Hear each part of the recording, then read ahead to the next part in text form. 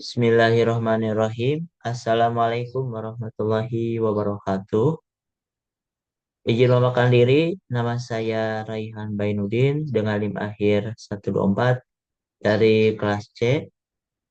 Di sini saya akan mempresentasikan terkait tugas sebelum praktikum farmasi terpadu, yang mana saya untuk minggu ini kebagian bab 3, yaitu dengan judul evaluasi mutu bahan baku dan sediaan farmasi secara kimia dan mikrobiologi.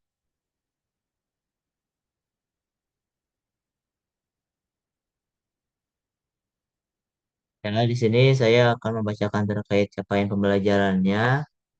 Yang pertama itu mampu melakukan dan mengumpulkan data dan informasi terkait evaluasi bahan baku dan sedia farmasi secara kimia dan mikrobiologi. Yang kedua itu mampu melakukan penetapan masalah terkait evaluasi bahan baku dan sediaan farmasi secara kimia dan mikrobiologi. Yang ketiga, mampu melakukan penyelesaian masalah terkait evaluasi bahan baku dan sediaan farmasi secara kimia dan mikrobiologi. Yang keempat, mampu melakukan pengolahan data terkait evaluasi bahan baku dan sediaan farmasi secara kimia dan mikrobiologi. Dan yang terakhir, yang kelima, mampu melakukan pencatatan dan pelaporan terkait evaluasi bahan baku dan sediaan farmasi secara kimia dan mikrobiologi.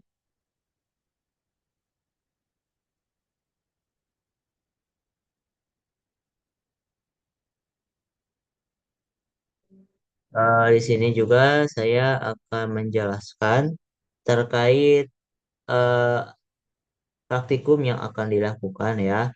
Di sini saya akan menjelaskan terkait materinya terlebih dahulu, yaitu untuk tinjauan umumnya di bab 3 ini, yaitu mutu bahan baku dan sediaan farmasi merupakan aspek krusial dalam menjamin keamanan, khasiat, dan kualitas obat yang dikonsumsi pasien.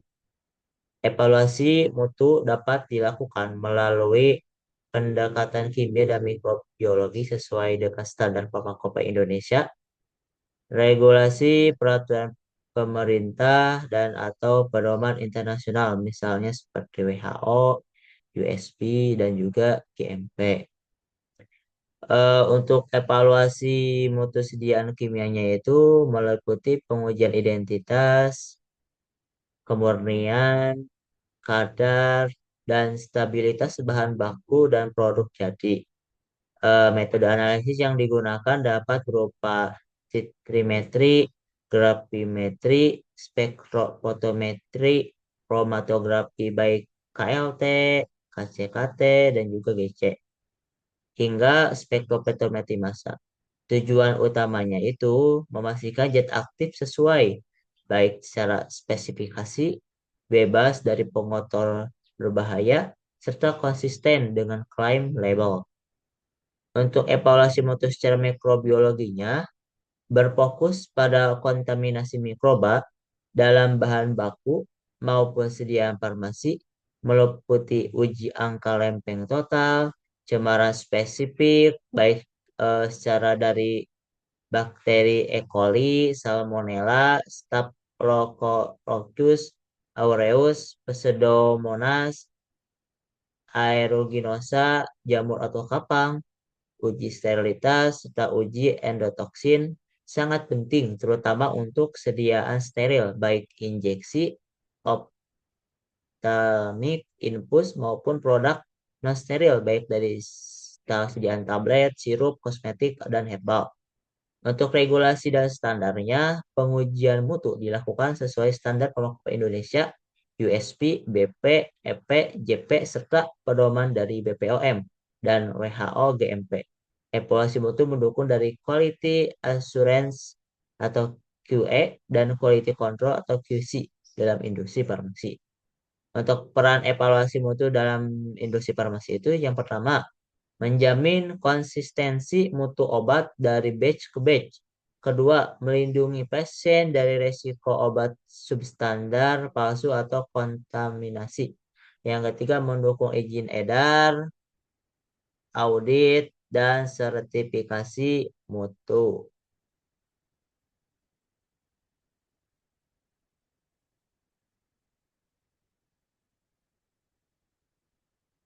Baik, selanjutnya saya akan membahas mengapa sih eh, mutu obat itu penting. Kenapa kita harus em, mengecek dan memastikan bahwa mutu dari sediaan obat yang kita bikin itu sangat penting. Tujuannya itu agar bahan baku dan sediaan farmasi harus terjamin keamanannya, khasiatnya, dan juga baik dari kualitasnya. Sebelum obat yang kita buat itu digunakan oleh pasien.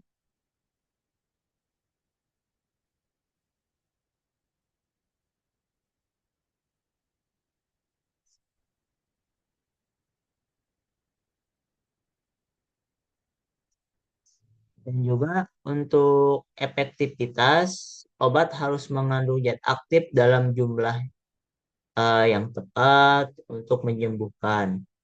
Dan juga dari segi keamanannya, obat harus bebas dari cemaran berbahaya, baik dari mikroba, dari logam berat, dan juga dari zat asing yang masuk.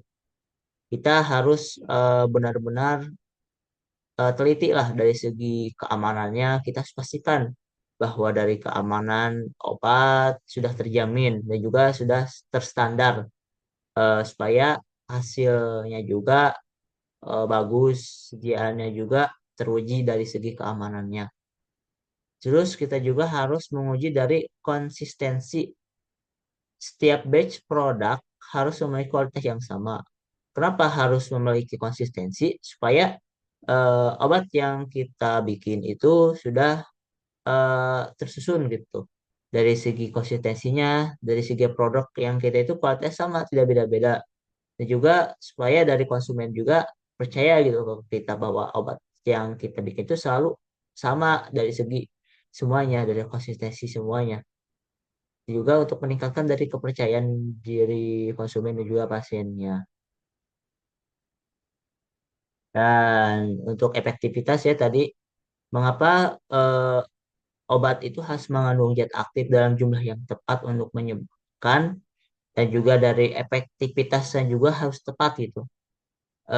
Karena jangan sampai obat yang kita bikin itu ternyata tidak berefek sama sekali gitu kepada pasien. Yang mana dari kita membuat obat itu digunakan agar bisa menyembuhkan, tapi ini tidak berefektivitas gitu, dari segi dosisnya. Nanti percuma pasien sekarang meminum obat, ternyata obat yang digunakannya tidak berefektivitas terhadap penyakit yang diderita. Dan juga jangan sampai efektivitas obat yang kita bikin itu bukan malah menyembuhkan, tapi malah membahayakan. Karena banyak ketika minum obat, si dosis itu kelebihan dan juga malah apa ya berefek mematikan lah terhadap pasien. Ya, apalagi dari segi efektivitas kita harus mengontrol penuh dari segi pembuatannya dan juga dari bahan baku obat yang kita gunakan. Selanjutnya yang berperan itu ada peran Farmakopeia Indonesia ya, FI. Mengapa FI itu sangat berpengaruh? Karena sebagai buku standar resmi yang membuat persyaratan mutu dan metode pengujian untuk bahan baku obat dan juga sidang farmasi. Farmakopeia Indonesia itu merupakan buku wajib lah yang harus dimiliki dan juga yang harus sering dibawa kemana-mana oleh seorang farmasis. Kita harus tahu gitu. eh, Setiap kita pembuatan obat kita harus sesuaikan terkait dengan dari eh, sediaannya itu sudah ada tidak di Farmakopeia Indonesianya terkait dari segi pembuatannya sesuai tidak dengan Farmakopeia Indonesia.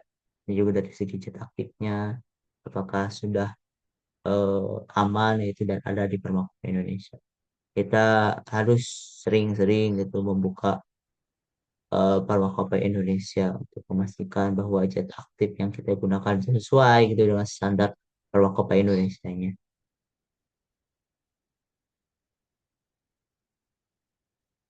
Ini ya terdapat alur pembahasan yang mana alur pembahasan yang pertama itu terkait parameter mutu bahan baku obat, dan sediaan farmasi yang umum dipersyaratkan oleh Pharmacopeia Indonesia.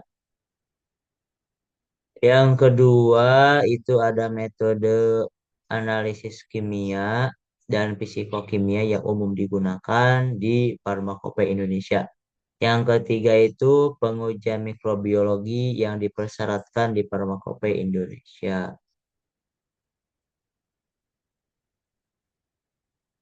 Ini untuk pembahasan yang akan dibahas, saya bahas di sini ya. Ini untuk garis besarnya untuk pertanyaan-pertanyaannya. Baik, kita lanjut ya untuk pembahasan yang pertama. Rangkuman. Eh, yang pertama itu beberapa instrumen yang digunakan dalam analisis kimia dan fisika bahan baku dan sediaan farmasi. Yang kedua itu terkait beberapa metode uji mikrobiologi yang digunakan dalam pengendalian mutu bahan baku dan sediaan farmasi.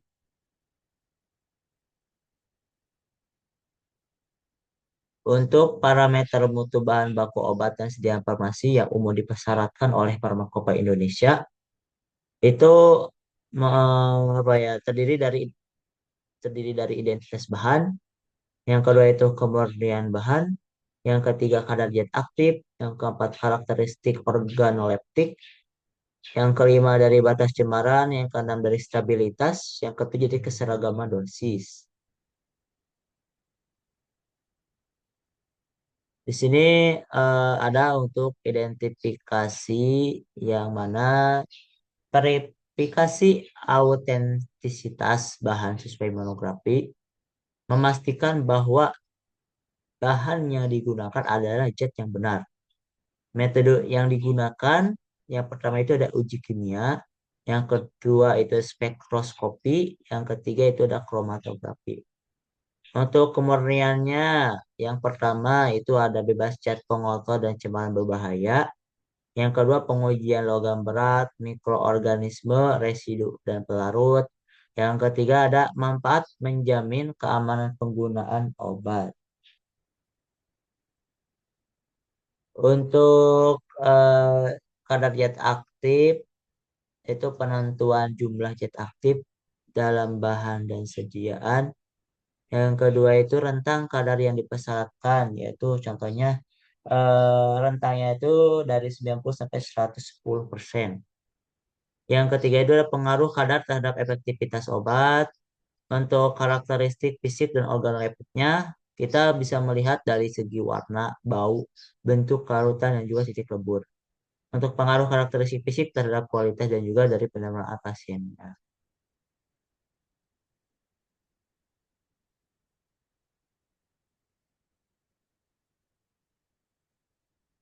Untuk selanjutnya itu ada uji batas cemaran, yang mana pertama itu ada batas maksimum logam berat dari Pb, As, Hg, dan juga CD. Yang kedua itu dari batas maksimum mikroba patogen. Yang ketiga itu kontrol residu pelarut berbahaya, contoh nilai batas yang dipersyaratkan. Untuk stabilitasnya, yang pertama itu ada uji ketahanan terhadap suhu, cahaya, dan kelembapan.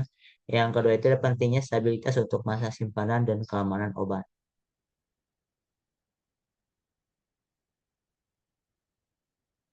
Selanjutnya untuk keseragaman dosis. Yang pertama itu pentingnya konsistensi dosis pada sediaan serbuk, tablet, cairan, dan juga yang kedua metode pengujian keseragaman dosis. Yang ketiga dampak ketidaksesuaian dosis.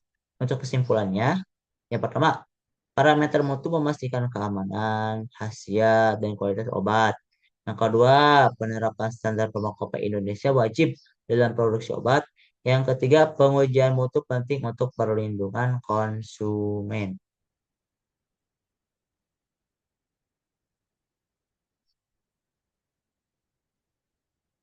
Lanjut untuk metode analisis kimia dan fisikimia yang umum digunakan di Pharmacopeia Indonesia.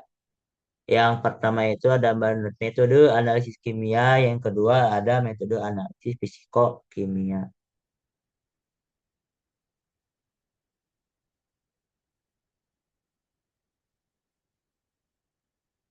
Untuk yang pertama itu ada metode analisis kimia. Uji identifikasi kimia, verifikasi zat aktif dengan reaksi kimia spesifik. Yang kedua, penetapan kadar titrasi mengukur kandungan zat aktif secara kuantitatif. Yang ketiga, spektrofotometri UV visible mengukur absorbansi cahaya pada panjang gelombang tertentu. Yang keempat, metode kromatografi KLT kromatografi tipis, KCKT kromatografi cair kinerja tinggi.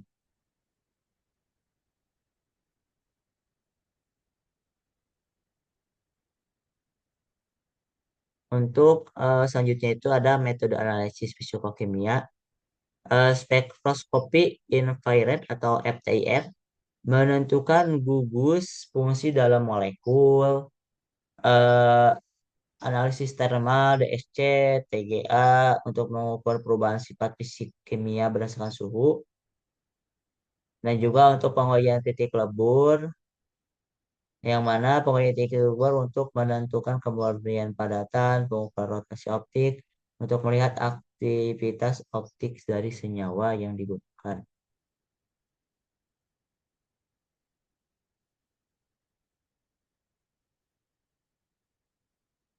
Untuk selanjutnya itu ada pengujian mikrobiologi yang dipersyaratkan di Farmakope Indonesia. Tujuan pengujian mikrobiologinya yang pertama itu pentingnya pengujian mikrobiologi untuk keamanan obat. Yang kedua, menghindari kontaminasi mikroba berbahaya. Yang ketiga, menjamin kualitas sediaan farmasi.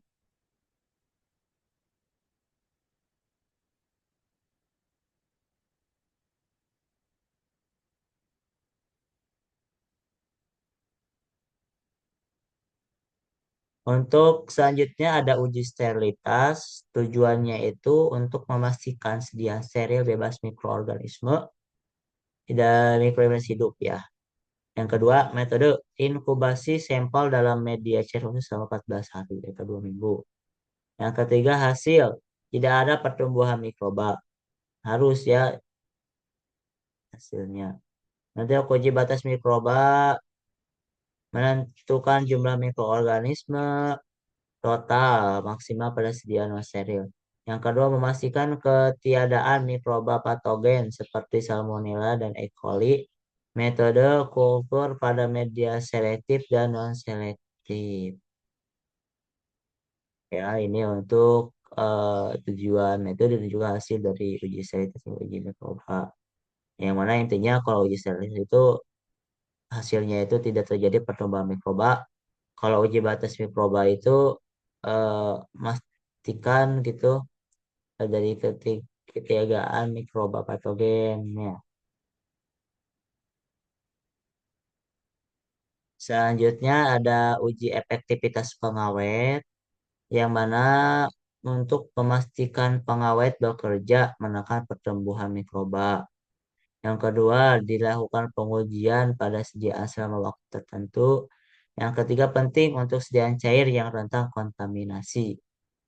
Untuk uji resistensi indikator biologisnya, yang pertama, validasi proses sterilisasi menggunakan indikator biologi. Yang kedua, memastikan indikator tahan kondisi sterilisasi yang ditetapkan.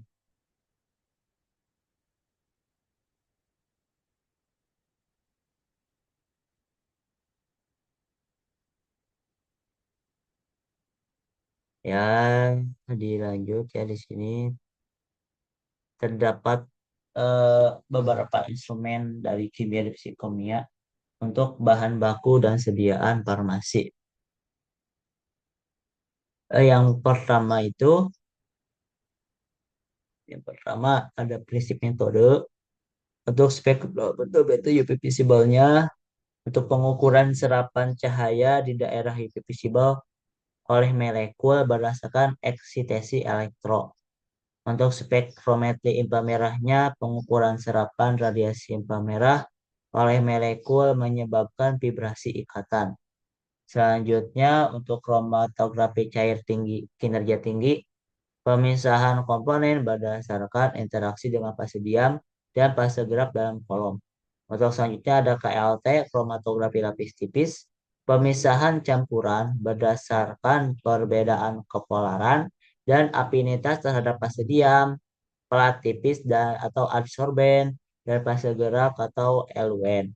Untuk nilai RF digunakan sebagai parameter utama. Selanjutnya, syarat sampel yang dapat dianalisis.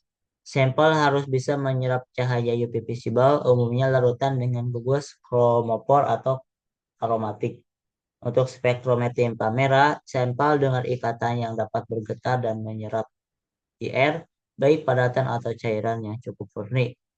Untuk kromatografi cair kinerja tinggi, sampel larut dalam fase gerak, stabil dan konsentrasi sesuai deteksi alat, tidak mengandung partikel padat.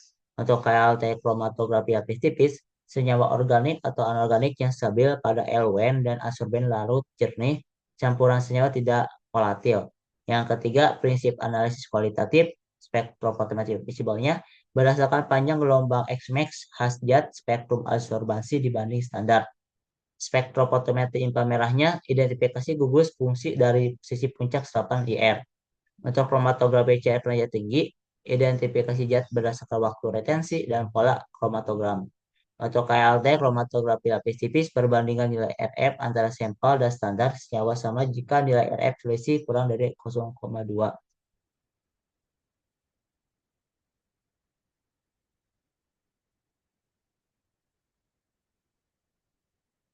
Untuk prinsip analisis kuantitatif, intensitas serapan linear terhadap konsentrasi hukum Lambert Beer.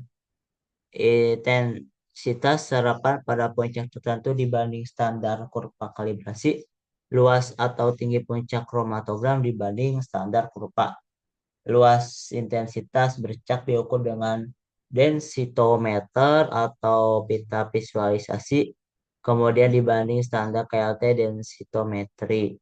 Untuk faktor-faktor yang berhasil analisisnya, kondisi pupet, pH larutan, kestabilan sumber cahaya, dan juga dari interferensi matriks, konsentrasi berlebih. Untuk kondisi sampel, ketebalan, kebersihan, interferensi air, CO2, overlapping puncak, jenis dan kondisi kolom, laju alir, komposisi fase gerak, suhu, preparasi sampel, ketebalan pelat, jenis adsorben, komposisi dan volume eluen, kelembapan ruang, metode penotolan, kecepatan migrasi, kondisi chamber, aktivitas pelat. Ya, di sini ya terkait faktor yang mengaruhinya. Jadi kita harus benar-benar itu terkait dari pengerjaannya. Soalnya banyak faktor yang menghasil analisis. Kita harus perhatikan dari segi eh, kondisi kupetnya harus bersih, pH larutannya apakah sesuai atau tidak, juga dari keserpian sumber cahayanya. Ya, dan juga kita juga harus melihat dari kondisi sampelnya, apakah sampel yang digunakan itu masih paruh, apa sudah dipakai. Biasanya kalau sudah dipakai itu mempengaruhi, sangat mempengaruhi terkait hasil yang kita kerjakan itu sangat mempengaruhi. Kita harus memastikan sampelnya juga semuanya sesuai, yang sampai sampel yang kita gunakan itu berbeda, malah kita gunakan sampel yang lain. Kita harus memastikan gitu. Kita juga suka melihat dari segi organoleptiknya ya tadi. Juga dari kebersihannya, ya harus diperhatikan. Juga ketebalan pelat, ya, sorbennya ya harus benar-benar diperhatikan. Dan sampai hasilnya itu mengecewakan lah, ya capek 2 kali nantinya.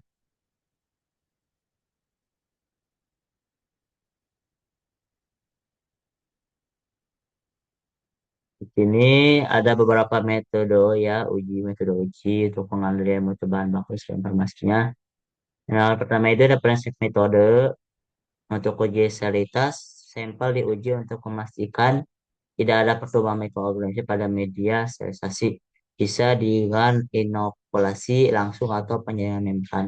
Untuk angka lempeng totalnya, menghitung jumlah koloni bakteri hidup aerot mesofil dalam sampel dengan penanaman pada agar dan inkubasi. Untuk angka paling mungkin MPM, perkiraan jumlah bakteri dengan statistik menggunakan tabung media cair dan pengamatan pertumbuhan positif kekeruhan atau gas dalam rangkaian pengenceran. Untuk uji endotoksin, mengukur endotoksin berdasarkan reaksi dengan stimulus amebocytes LAL, baik secara gel clot, fotometrik, atau kinetik. Untuk tujuan pengujiannya itu uji stabilitas untuk menjamin produk bebas mikroba, kontaminan, untuk keamanan produk steril. Untuk angka lepeng total, untuk mengetahui total jumlah mikroorganisme pada suatu produk atau sampel, untuk angka paling mungkin ppm, untuk memperkirakan jumlah mikroba seperti coliform, terutama di air atau minuman untuk indikator sanitasi. Untuk uji endotoksin itu mendeteksi adanya endotoksin khususnya dari bakteri gram negatif pada bahan atau alat kesehatan. Ya, untuk tujuan selis itu tetap untuk menjamin produk bebas mikroba.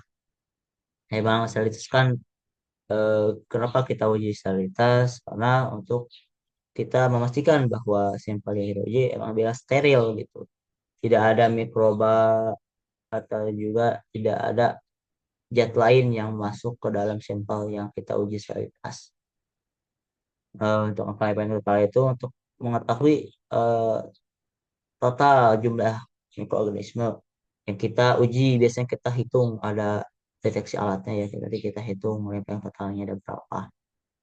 Yang angka paling mungkin Bapak juga harus seperti Bapak terutama itu eh, juga memikirkan juga coba juga untuk kejadian detoxing juga mendeteksi adanya apakah ada endotoxin di sampel yang kita gunakan. Biasanya itu dalam bakteri gram positif dan juga eh, gram negatif.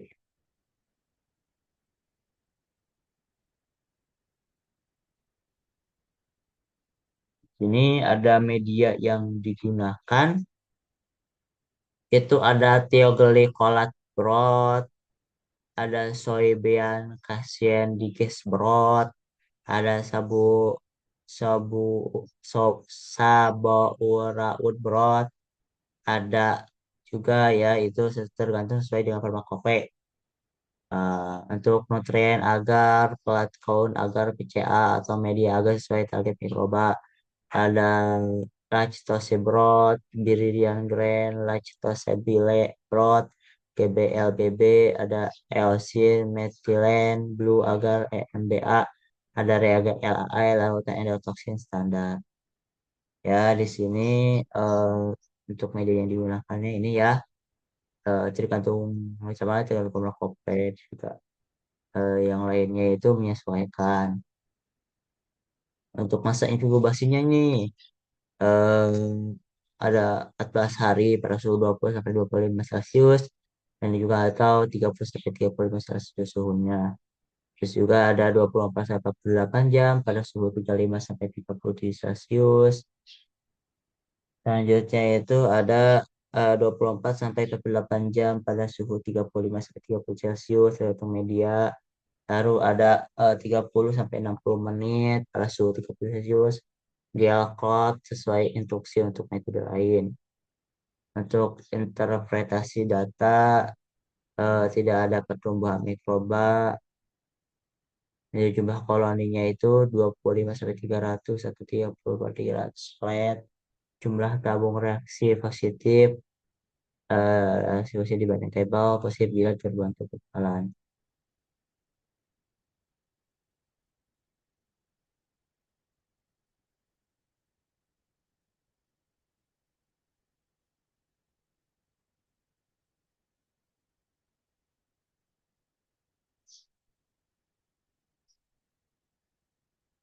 Ya, di sini eh, selanjutnya itu ada sampel steril untuk pertumbuhan menandakan kontaminasi, terus dihitung sebagai nilai ALT atau FU, juga MPM untuk perhitungan jumlah mikroba, atau gel atau kekeruhan atau hasil lebih rendah dari batas ambang endotoksin.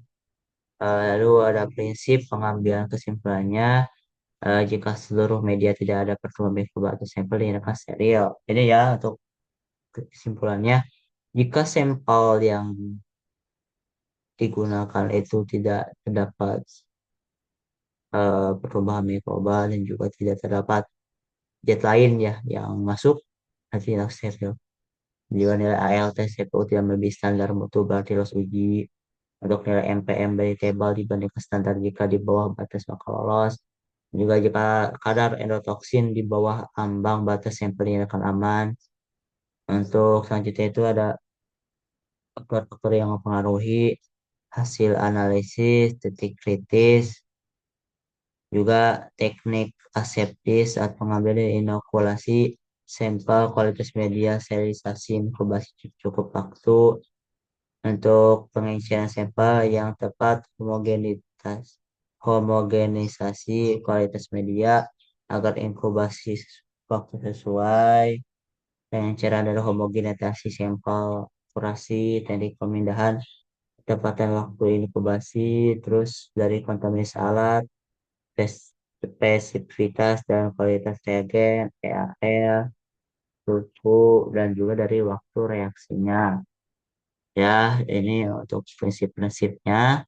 Yang mana untuk tugas praktikumnya itu kan nanti eh, kita akan seperti pengumpulan data dan informasi ya.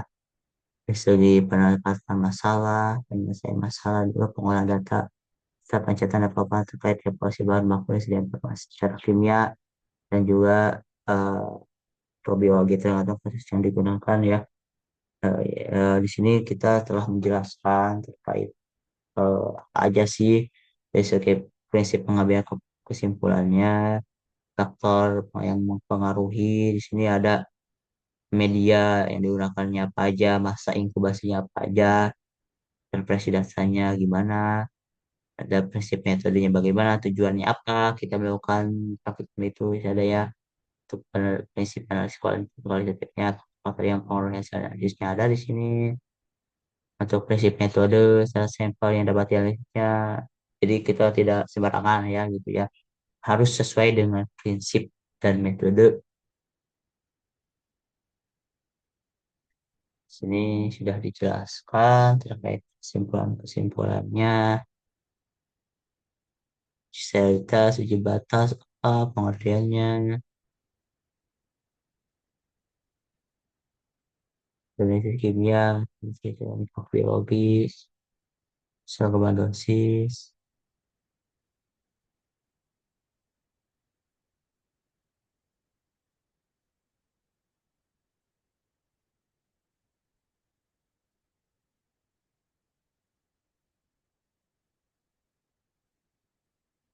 ya baik.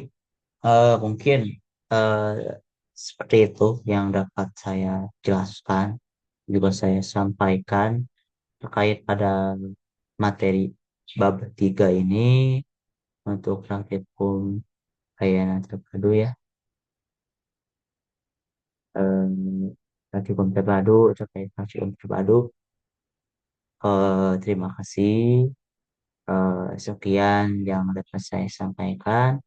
Kurang lebihnya saya mohon maaf. Wassalamualaikum warahmatullahi wabarakatuh.